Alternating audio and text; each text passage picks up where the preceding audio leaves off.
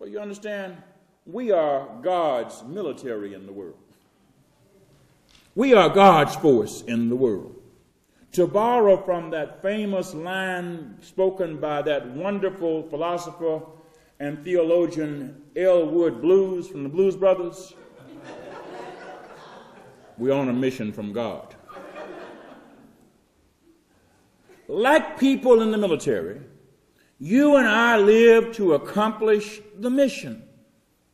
Whether we consider our mission to be in life, whatever we consider our mission to be in life, becomes our mindset. It becomes our purpose. It becomes why we do what we do, and it defines the way we do what we do, which explains why a lot of people do what they do. They're on a mission. They may not be able to tell you what that mission is, but whatever they have given themselves over to points to the mission of their living. So, preacher, what are you getting us to think about this morning? When you think of your divine mission, think justice, compassion, and humility. Religion does not exist to make people more religious. Let me say it again. Religion does not exist to make people more religious. The church does not exist to make people more church member-like.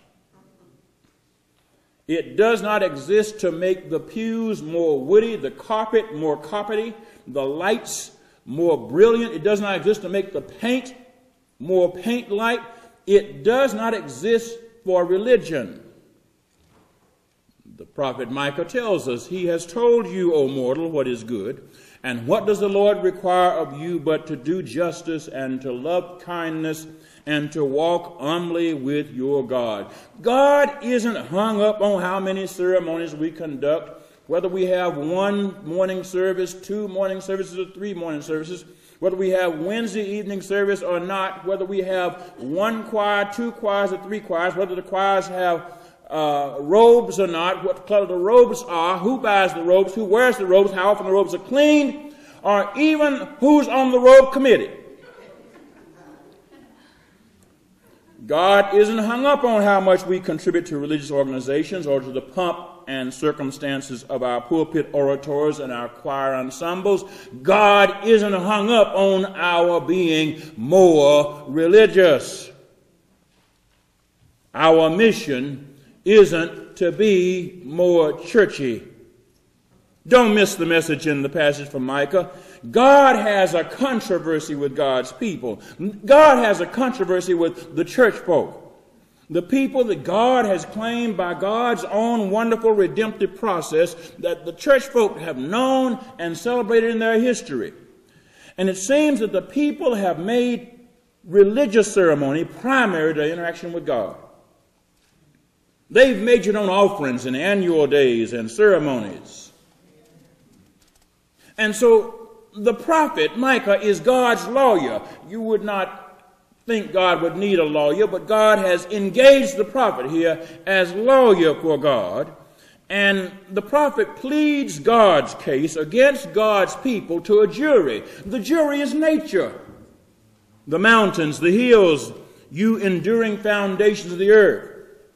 God has a controversy with God's people because they focused on religious offerings and sacrifices and festivals and forgotten the mission.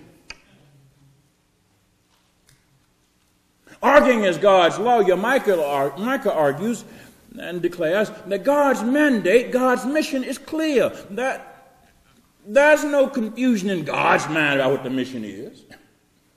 And Micah says there ought not really be any confusion in God's people's mind about what the mission is. He has told you what is good. It's clear. God hasn't made the mission a secret. It's not a mystery. We may not act like it's clear, We may act like the mandate is for us to construct and maintain more buildings and build more organizations and have other aspects of our religious empires. But God's light, God's mandate isn't about that at all. The light of God shines in our lives to focus on one thing: living with justice, compassion, and humility. Now, I said one thing, not three things. It is one thing in three dimensions. It is one thing with three elements, but those three elements are interrelated. They are interconnected. We cannot pull them apart. You have nerves and you have bones, but you cannot have you without nerves and bones. The bones are not the nerves and the nerves are not the bones, but you cannot make you out of bone. You cannot make you out of nerve. You have to have nerves and bones and blood. And so, when we read about living with justice and living with compassion and living with humility, we're talking about one thing with three elements. God's demand that we do justice requires us to focus on what we do and how doing it affects other people. Justice, you understand, He has shown you what is good, but what does the Lord require of you but to do justice? Justice means doing what is right, what is fair, what is honest, and what is true, and not doing what is not right, what is not fair, what is not honest, and what is not true.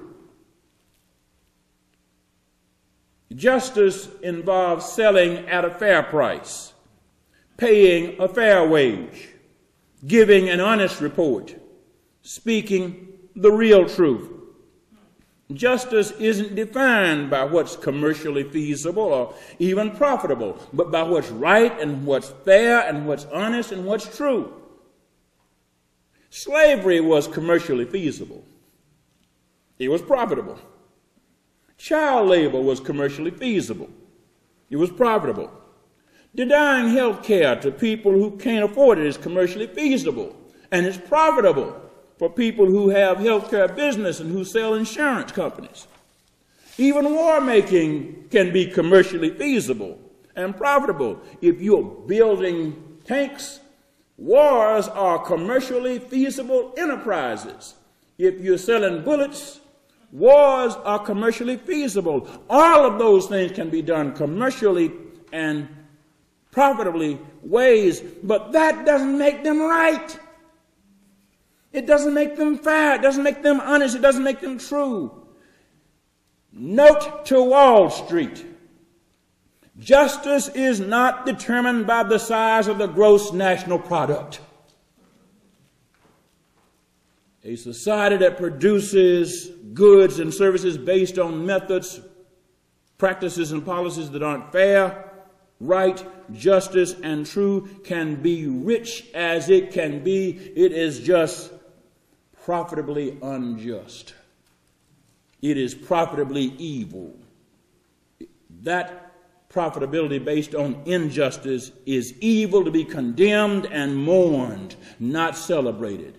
And so whenever we hear people talking about life is good because the stock market is up, without wondering whether or not the stock market is up because the stocks that are going up are selling stuff that's killing people that shouldn't be dying,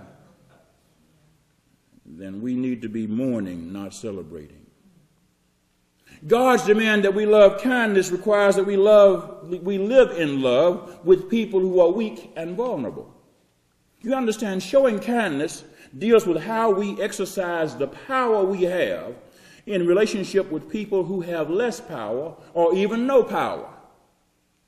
The poor, the weak, the vulnerable in every society are those without money, those without protection, those without strength, those without influence and favor. They are women and children and orphans, the elderly. They're the wounded and the weak. They are the strangers, the aliens. They are the people who are easy to leave out, to put down, to run over.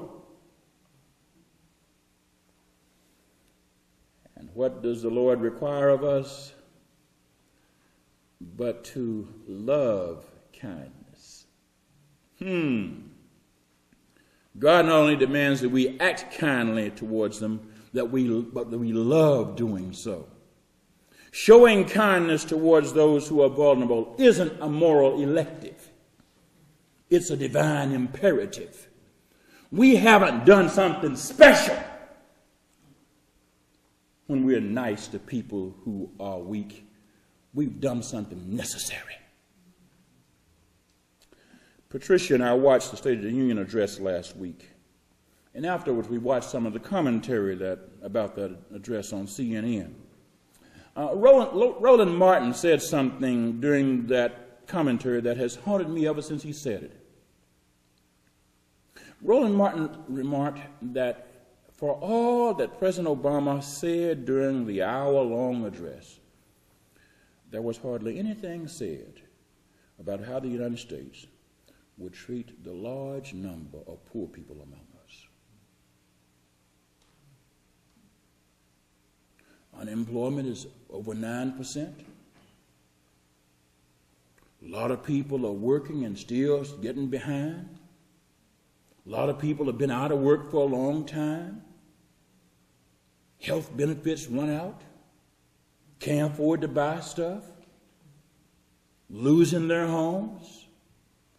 How much did we hear about what our leaders are going to be asked to do to show kindness towards people we know to be weak?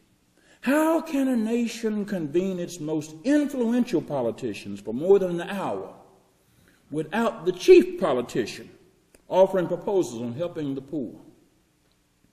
Why would a leader omit mentioning the poor in such a speech when so many workers are unemployed, so many families are mired in debt due to unemployment, so many communities are struggling?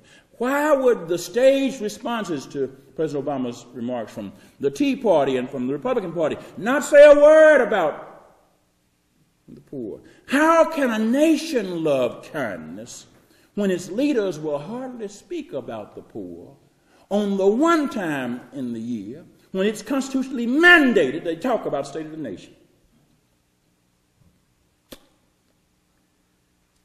The implications to refuse to love kindness enough to even speak about the poor among us and how we treat them are chilling. We may not want to admit it, but we don't talk about the poor because we don't love them enough. We don't really want to treat them with compassion. And we don't want to treat them with compassion because we prefer that spending money by the government be done to help people with money make more money. And so when you think about what was talked about, yes, President Obama was right to talk about education and the economy. But it was wrong to leave out the poor and the elderly, the weak and the vulnerable. Loving kindness isn't a political elective. It's a divine mandate. And as followers of God's light, we should challenge our society and its leaders with that mandate. We have no excuse from God for ignoring the poor and the weak and the vulnerable, no matter who's talking. God's demand that we walk humbly requires us to remember that we're mortals. We don't have the right to exercise God's prerogatives toward others. Walking humbly with God first requires us to admit that we aren't God. God calls us to walk with God as creatures, not as equals. We are not God's equals in power. We are not God's equals in knowledge. We are not God's equals in wisdom. We are not God's equals in anything. And we need to be reminded of that.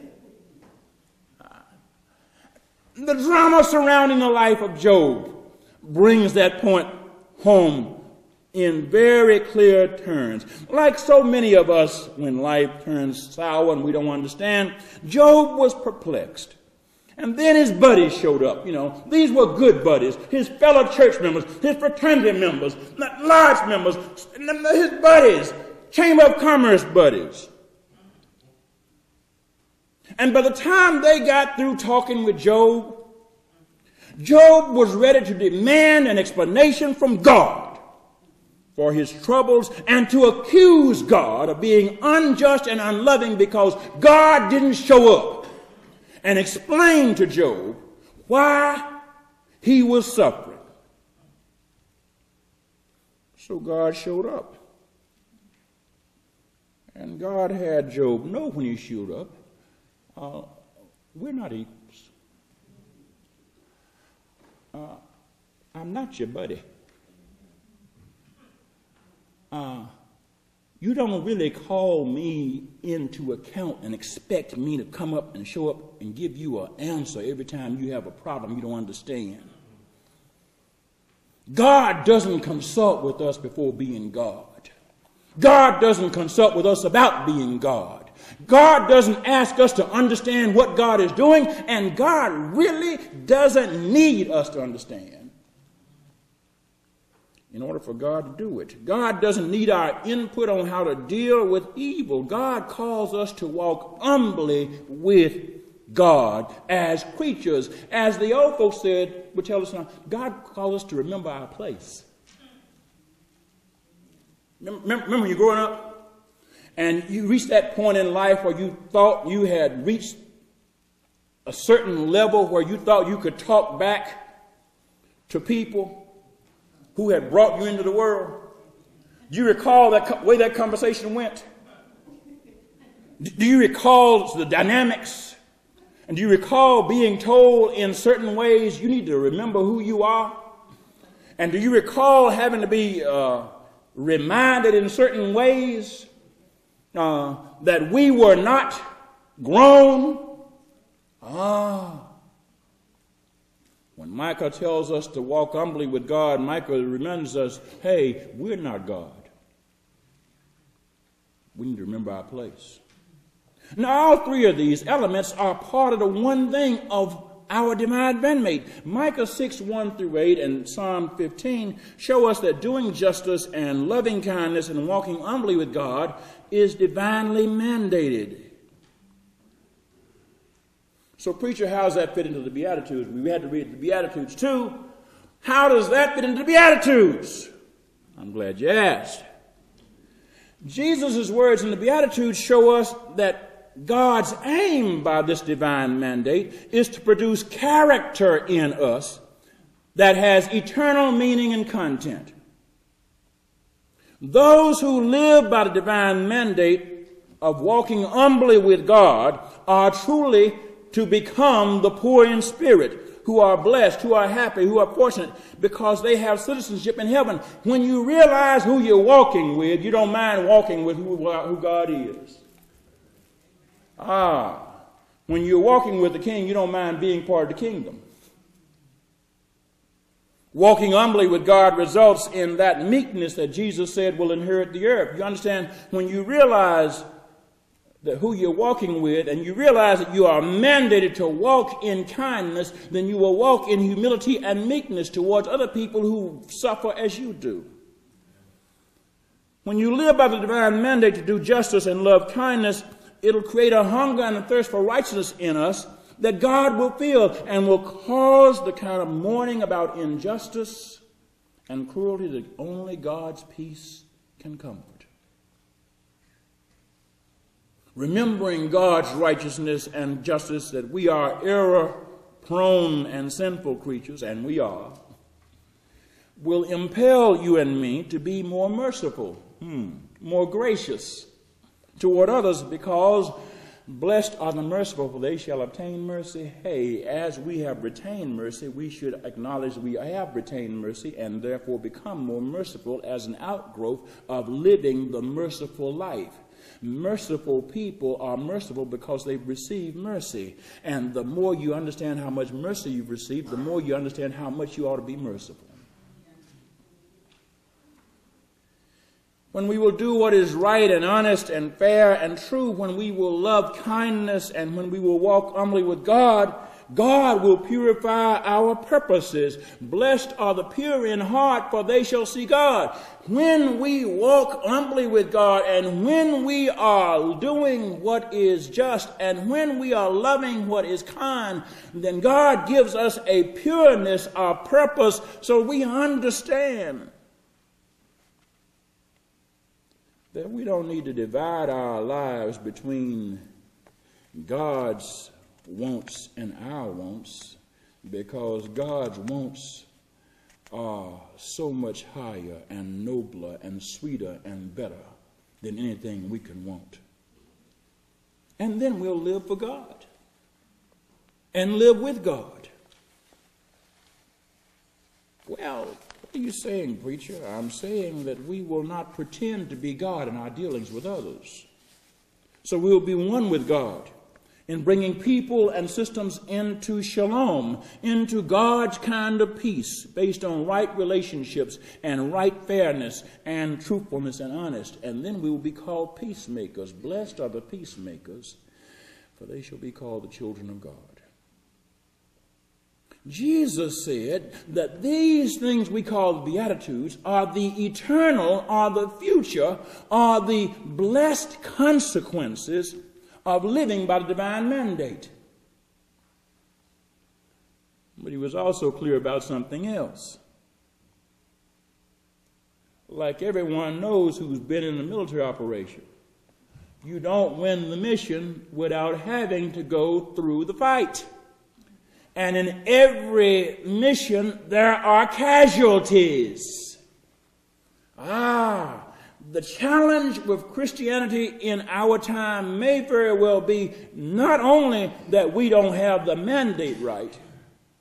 We believe the mandate is building more churches and having more members. We believe the mandate is having more people make professions of faith. The mandate is having more people live for God. And if we are wrong on the mandate, we will also be wrong on the consequences of living out the mandate. We'll be surprised that there are sacrifices to be made if we're to live out that mandate. People who live in the light of the divine mandate will be persecuted because they are doing justice, because doing justice isn't popular. Doing what's right and fair and honest and true isn't what's popular. Making a lot of money is what's popular. Nobody was complaining when the folks on Wall Street were pulling down 7-figure bonuses for selling junk.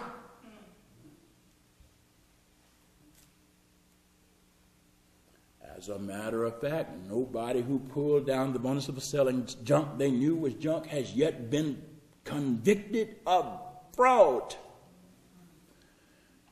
They complain about having to pay people who bought the junk to stay in their homes.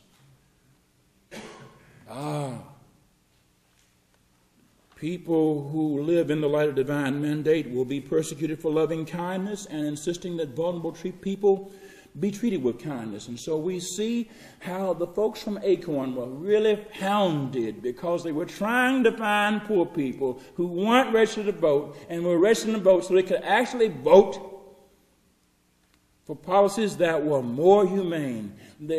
People forget that the first group of people to argue about lowering the tax on groceries wasn't politicians. They were folks called Acorn.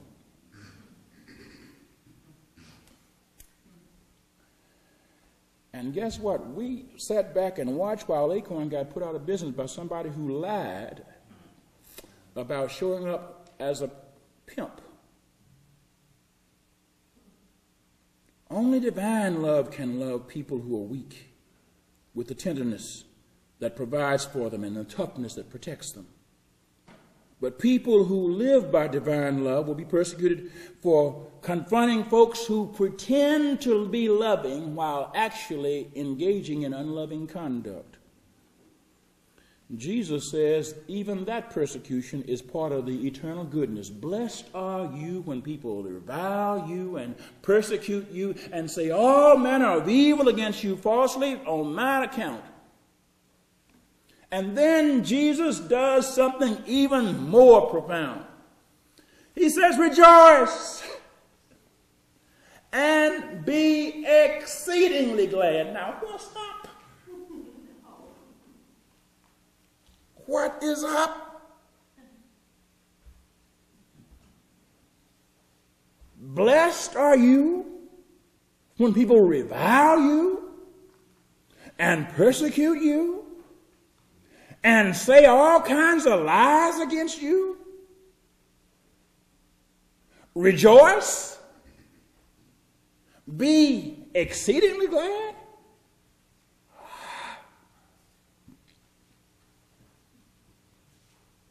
Jesus opens the door by saying, for great is your reward in heaven. That's the same way they treated the prophets. In other words, the folks who have known me best, my lawyers, you recall Michael was one of the lawyers. My lawyers get treated this way.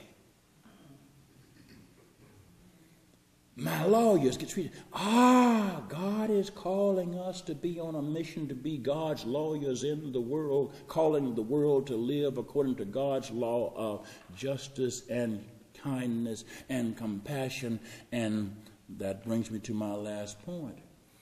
It is not a law based on religion. It's a law based on love. You see, the divine mandate is not achievable by our own power. I don't care how many prayer meetings you go to. I don't care how many times you wear out a pew in church. The divine mandate isn't achieved by being up in church. The divine mandate is not achieved by how much we pay in church. The divine mandate is not achieved by the size of our budgets or the size of our memberships or the size of our buildings or the size of our denomination or the influence of our politics in our religion. It is achieved by our love.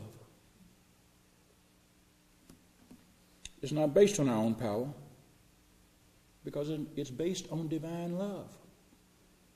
By this shall all know that you are my disciples, that you love one another as I have loved you. A new command I give unto you, love one another. Only divine love can do what is right and fair and honest and true rather than what is self-centered. And we all want to do what's self-centered. You understand?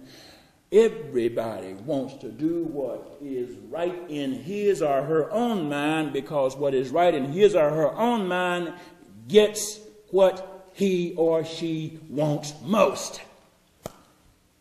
And let's be honest, we don't ever get free of the stage we went through at age 2 when we said, it's mine.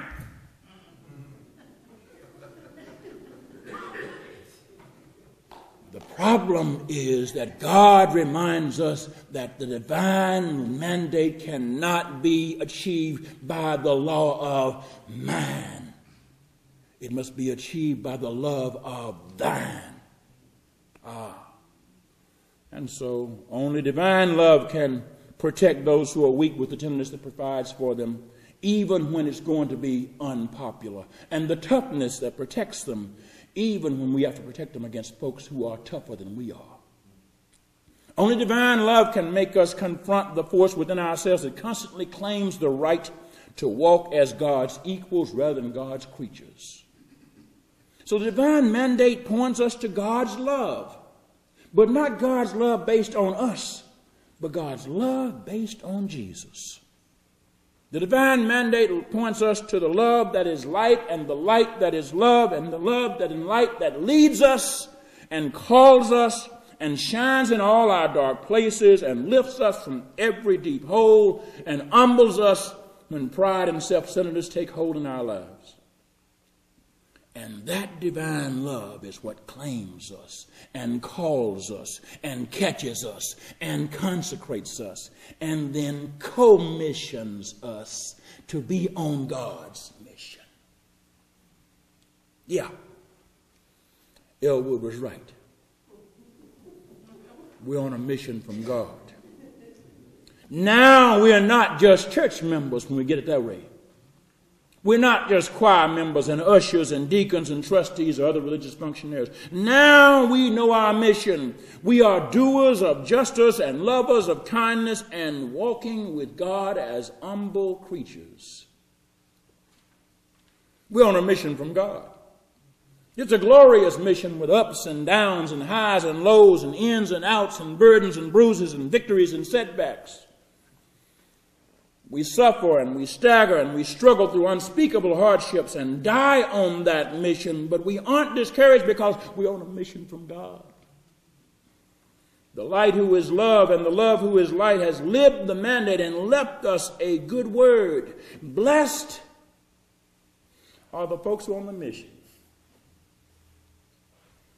for they shall see God. They will inherit the earth. They will be comforted. They will receive mercy. They will be called children of God. They will be filled. They will be peacemakers. Theirs is the kingdom of heaven. Ah, what a mandate. What a mission. What a future.